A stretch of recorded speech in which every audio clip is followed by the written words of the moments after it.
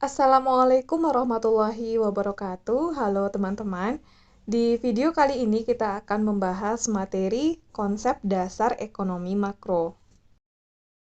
Yang akan kita bahas, yang pertama adalah pendahuluan, kemudian yang kedua definisi ekonomi makro, yang ketiga ruang lingkup ekonomi makro, dan yang keempat perkembangan teori ekonomi makro.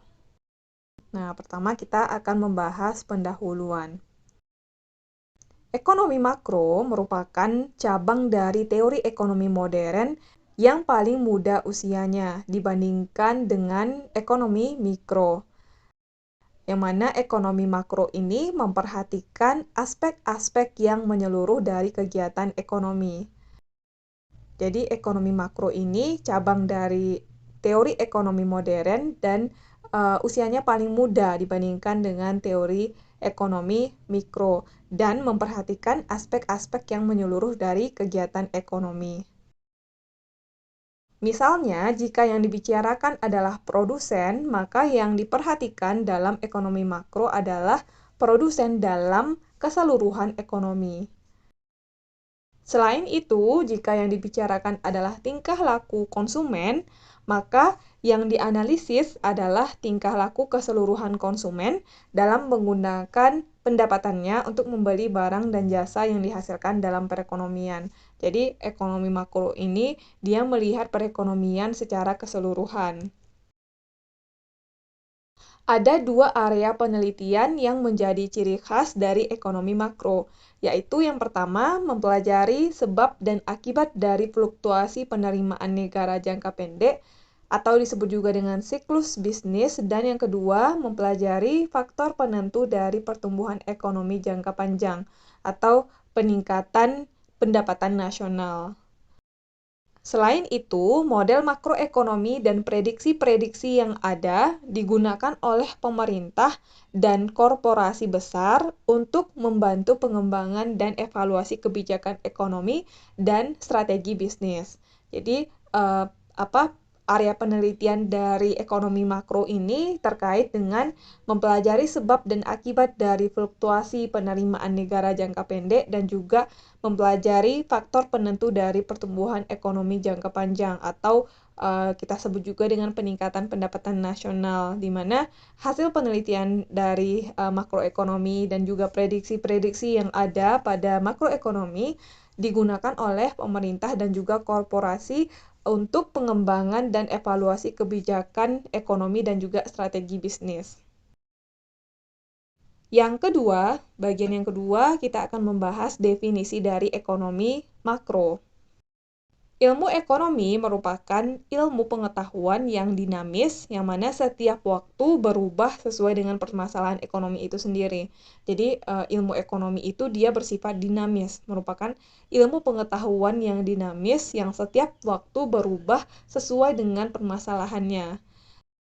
Dan pengertian dari ilmu ekonomi ini merupakan studi mengenai individu-individu dan masyarakat dalam membuat pilihan dengan menggunakan sumber daya yang terbatas untuk menghasilkan berbagai jenis barang dan juga jasa dan mendistribusikannya untuk kebutuhan konsumsi kepada berbagai individu dan golongan masyarakat. Jadi dia mempelajari ya studi mengenai individu dan masyarakat dalam membuat pilihan menggunakan sumber daya yang terbatas untuk menghasilkan barang dan jasa dan kemudian mendistribusikannya untuk kebutuhan konsumsi masyarakat. Sedangkan pengertian dari ilmu ekonomi makro merupakan cabang ilmu yang mempelajari studi tentang ekonomi secara keseluruhan. Ekonomi makro menjelaskan perubahan ekonomi yang mempengaruhi rumah tangga, perusahaan, dan pasar.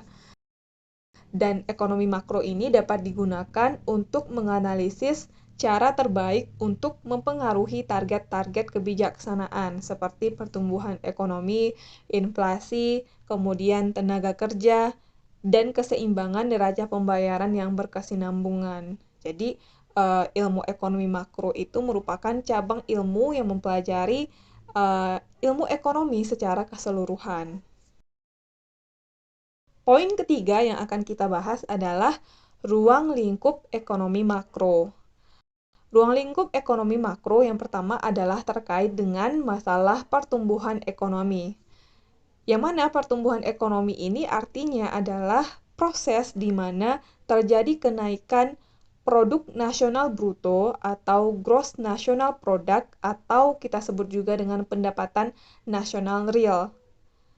Aspek ini mampu menginformasikan perkembangan kegiatan dalam perekonomian yang menyebabkan barang dan jasa yang diproduksi pelaku ekonomi bertambah. Dengan demikian, perekonomian suatu negara tumbuh atau berkembang apabila terjadi pertambahan GNP. Jadi, suatu perekonomian di sebuah negara, perekonomian sebuah negara dikatakan tumbuh atau berkembang jika terjadi pertambahan atau terjadi peningkatan gross national product-nya atau produk nasional brutonya.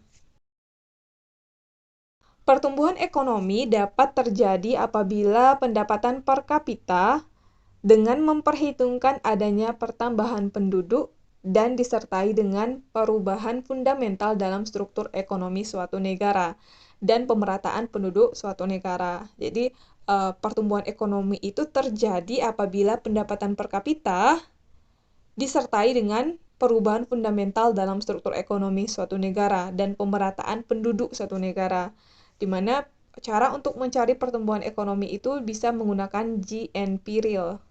Yaitu rumusnya adalah pertumbuhan ekonomi sama dengan GNP real dikurang GNP real kurang 1 per GNP real kurang 1. Di mana GNP real merupakan GNP tahun ini, sedangkan GNP real kurang 1 merupakan GNP tahun sebelumnya. Untuk menghitung tingkat pertambahan kemakmuran masyarakat, dapat dihitung dengan menghitung pendapatan per kapita masyarakat, yang mana rumusnya adalah pendapatan per kapita sama dengan GNP real per jumlah penduduk. Jadi GNP dibagi dengan jumlah penduduk suatu negara. Pembangunan ekonomi mendorong pertumbuhan ekonomi dan pertumbuhan ekonomi memperlancar proses pembangunan ekonomi. Jadi jika terjadi pembangunan ekonomi akan mendorong terjadinya pertumbuhan ekonomi.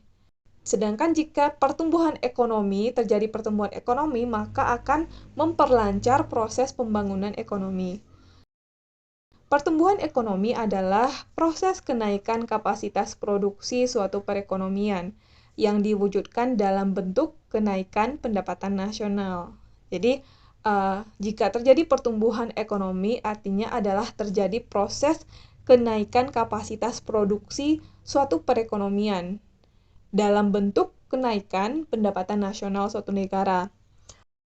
Suatu negara dikatakan mengalami pertumbuhan ekonomi apabila terjadi peningkatan GNP real di negara tersebut. Adanya pertumbuhan ekonomi merupakan indikasi keberhasilan pembangunan ekonomi. Jadi, jika suatu negara itu mengalami pertumbuhan ekonomi, artinya adalah pembangunan ekonomi di negara tersebut diindikasikan berhasil. Selanjutnya, ruang lingkup ekonomi makro yang kedua adalah masalah pengangguran. Pengangguran diartikan sebagai orang yang masuk dalam angkatan kerja, yaitu berusia 15-64 tahun, yang sedang mencari pekerjaan dan belum mendapatkannya. Yang mana pengangguran ini terdiri atas 4. Yang pertama adalah pengangguran friksional, yang artinya adalah pengangguran yang sifatnya sementara, yang mana disebabkan oleh adanya kendala waktu, informasi, kondisi geografis antara pelamar kerja dengan pembuka lapangan atau lamaran pekerjaan. Yang kedua disebut dengan pengangguran struktural, yaitu keadaan di mana yang mencari lapangan pekerjaan atau pencari kerja tidak mampu memenuhi persyaratan yang ditentukan oleh pembuka lapangan pekerjaan. Yang ketiga adalah pengangguran musiman, yang mana pengangguran ini disebabkan oleh fluktuasi kegiatan ekonomi jangka pendek yang menyebabkan seseorang harus menganggur. Contohnya adalah dari pengangguran musiman ini petani yang menanti musim tanam. Yang keempat, pengangguran siklikal, yaitu pengangguran yang diakibatkan dari imbas naik turunnya siklus ekonomi sehingga permintaan tenaga kerja lebih rendah daripada penawaran kerja. Itulah um, empat jenis pengangguran. Terjadinya pengangguran diakibatkan oleh kurangnya pengeluaran agregat. Salah satu indikator kurangnya pengeluaran agregat adalah penurunan tingkat konsumsi suatu masyarakat. Sedangkan kenaikan permintaan di pasar akan menambah produksi perusahaan sehingga menambah penggunaan tenaga kerja. Penambahan tenaga kerja akan mengurangi pengangguran dalam perekonomian. Sebaliknya, penurunan tingkat konsumsi masyarakat akan menurunkan permintaan barang dan jasa. Kemudian perusahaan akan melakukan efisiensi dengan cara melakukan pengurangan pemakaian tenaga kerja. Maka, karena perusahaan melakukan efisiensi dengan melakukan pengurangan pemakaian tenaga kerja, maka terjadilah pengangguran. Ruang lingkup ekonomi makro yang ketiga adalah masalah inflasi. Inflasi artinya adalah meningkatnya harga-harga secara umum dan terus-menerus. Nah, jika kenaikan harga terjadi di satu atau dua harga barang saja, maka itu tidak dapat disebut sebagai inflasi. Kebalikan dari inflasi disebut dengan deflasi. Inflasi atau deflasi yang rendah dan terduga bukanlah masalah. Namun, lonjakan inflasi yang tidak terduga menyebabkan masalah dan biaya yang besar. Yang mana inflasi atau deflasi yang tidak terduga ini menyebabkan terjadinya redistribusi pendapatan, kemudian redistribusi kekayaan, menurunkan PDB real, dan lapangan pekerjaan, kemudian mengalihkan sumber daya dari aktivitas produksi. Jadi kalau misalnya inflasi atau deflasi itu rendah atau masih terduga, maka itu bukanlah masalah. Tetapi ketika inflasi dan atau deflasi itu tidak terduga, maka itu akan menyebabkan beberapa masalah seperti redistribusi pendapatan, kemudian redistribusi kekayaan, menurunkan PDB real, dan juga menurunkan lapangan pekerjaan, dan juga mengalihkan sumber daya dari aktivitas produksi. Manfaat menentukan tingkat inflasi adalah untuk mengetahui kenaikan dan penurunan atau perubahan berbagai tingkat harga dari tahun ke tahun. Yang mana rumus dari inflasi ini adalah IHK dikurang IHK kurang 1 per IHK kurang 1 dikali 100%. Di mana IHK ini merupakan indeks harga konsumen saat ini, sedangkan IHK kurang 1 merupakan indeks harga konsumen sebelumnya. Inflasi dapat terjadi karena berbagai hal. Yang pertama, ketidakseimbangan pengeluaran agregat dibandingkan dengan kemampuan perusahaan dalam menyediakan barang-barang. Yang kedua, tuntutan kenaikan upah oleh pekerja yang menyebabkan harga pokok barang bertambah. Yang ketiga, penyebab inflasi adalah kenaikan harga-harga barang yang diimpor. Yang keempat, pengeluaran uang yang bertambah secara berlebihan tanpa diikuti oleh pertambahan produksi dan penawaran barang. Yang kelima, adanya kekacauan politik dan ekonomi juga dapat menyebabkan terjadinya inflasi. Ruang lingkup ekonomi makro yang keempat adalah masalah neraca pembayaran. Neraca pembayaran merupakan suatu ikhtisar yang meringkas transaksi-transaksi antara penduduk suatu negara dengan penduduk negara lain selama jangka waktu tertentu. Yang mana neraca pembayaran ini memberikan informasi penting mengenai hubungan ekonomi di antara satu negara dengan negara lain. Selain itu, pengertian dari neraca pembayaran adalah data yang memberikan gambaran tentang lalu lintas pembayaran dan perdagangan dari satu negara ke negara lain dalam periode waktu tertentu. Di mana neraca pembayaran ini mencakup pembelian dan penjualan barang dan jasa, kemudian hibah dari individu dan pemerintah asing, serta transaksi finansial. Yang mana neraca pembayaran juga terdiri atas neraca transaksi berjalan, kemudian neraca lalu lintas modal dan finansial, dan juga item-item finansial. Transaksi dalam neraca pembayaran dapat dibagi menjadi dua. Yang pertama adalah transaksi debit, yang kedua adalah transaksi kredit. Transaksi debit artinya adalah transaksi yang menyebabkan mengalirnya arus uang atau devisa dari dalam negeri ke luar negeri. Transaksi ini disebut transaksi negatif atau transaksi yang menyebabkan berkurangnya posisi cadangan devisa. Terjadinya aliran arus uang dari dalam negeri ke luar negeri, yaitu transaksi debit. Yang kedua adalah transaksi kredit, yaitu transaksi yang menyebabkan mengalirnya arus uang atau devisa dari luar negeri ke dalam negeri. Nah, transaksi ini juga disebut juga dengan transaksi positif atau transaksi yang menyebabkan bertambahnya posisi cadangan devisa negara, karena mengalirnya uang dari luar negeri ke dalam negeri. Itu disebut dengan transaksi kredit. Neraca pembayaran yang defisit dapat menimbulkan akibat. Yang pertama adalah penurunan kegiatan ekonomi dalam negeri karena penggunaan barang impor. Yang kedua, dengan neraca pembayaran yang defisit menyebabkan harga valuta asing meningkat. Yang ketiga, harga barang impor bertambah mahal atau menjadi semakin mahal. Dan yang keempat, kegairahan pengusaha berkurang dalam penanaman modal dan membangun usaha baru. Jadi, kalau misalnya neraca pembayaran defisit, maka pengusaha itu gairahnya untuk melakukan penanaman modal menjadi berkurang, dan juga dia menjadi kurang bergairah untuk membangun usaha baru. Ada beberapa aspek yang dianalisis dalam teori ekonomi makro. Yang pertama adalah penentuan tingkat kegiatan perekonomian negara, yang kedua pengeluaran agregat, dan yang ketiga adalah mengatasi pengangguran dan inflasi. Nah, untuk penentuan tingkat kegiatan perekonomian negara, yaitu dengan menganalisis sampai sejauh mana suatu perekonomian akan menghasilkan barang dan jasa. Tingkat kegiatan perekonomian ini ditentukan oleh pengeluaran agregat dalam perekonomian.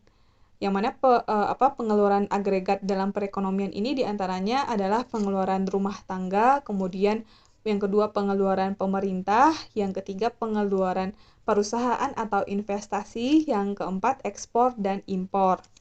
Analisis dalam teori ekonomi makro juga memperhatikan perubahan harga-harga dan pengaruh perubahan jumlah uang beredar terhadap pengeluaran agregat.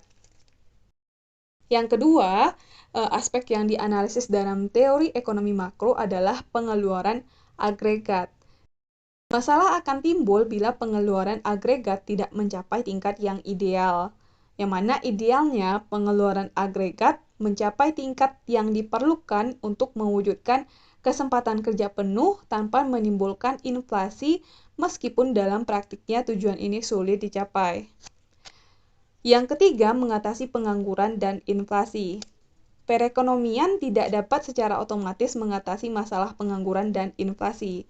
Maka untuk mengatasinya diperlukan tindakan pemerintah untuk mengatasi kedua masalah ini, seperti dengan mengeluarkan kebijakan moneter dan juga kebijakan fiskal. Oke, untuk materi yang keempat ya, tentang perkembangan teori ekonomi makro akan kita bahas pada video selanjutnya. Terima kasih buat teman-teman yang udah nonton sampai akhir. Sampai ketemu di video selanjutnya terkait dengan perkembangan teori ekonomi makro.